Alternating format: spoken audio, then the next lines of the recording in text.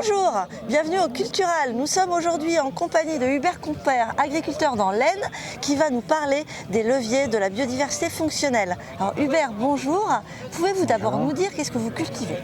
Alors moi je cultive des grandes cultures, donc rien de spécialisé, betterave, blé, maïs, orge, potagineux et colza. D'accord. Et alors quels sont les leviers que vous avez mis en place sur la biodiversité qui vous permettent d'améliorer vos cultures? Donc là on va parler de biodiversité fonctionnelle en priorité parce que c'est ce qu'on attend, une protection des cultures par les insectes.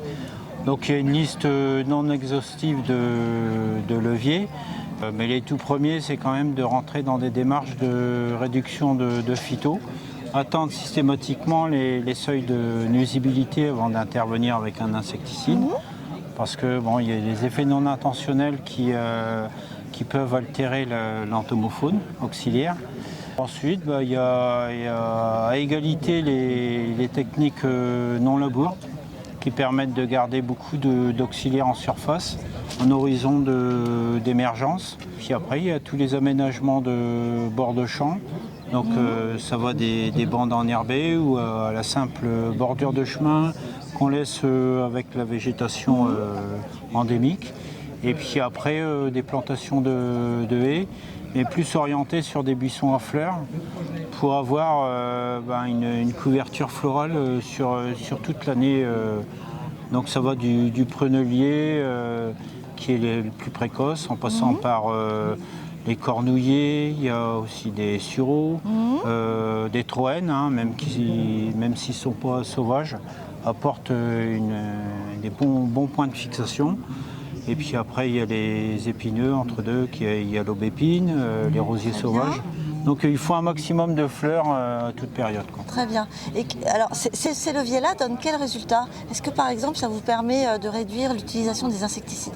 C'est des résultats, ils sont tangibles, puisque de toute façon j'ai supprimé les insecticides en pulvérisation depuis plus de 15 ans maintenant. Oui.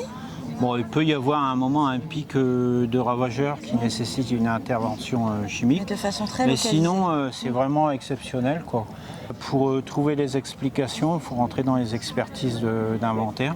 Donc savoir pourquoi, et c'est là où on peut commencer à regarder de plus près Par exemple, on a commencé par le colza, où là on a commencé à s'intéresser avec Tersilochinée. Donc une micro-guêpe qui attaque les larves de méligètes.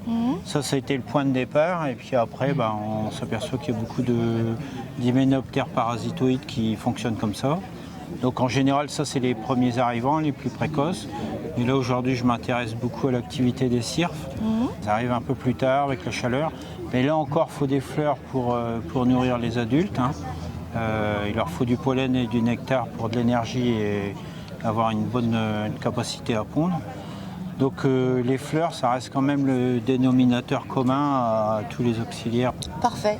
Merci beaucoup. Donc on voit bien que la biodiversité fonctionnelle, ça marche. Donc Hubert Compère, un exemple à suivre. Merci beaucoup.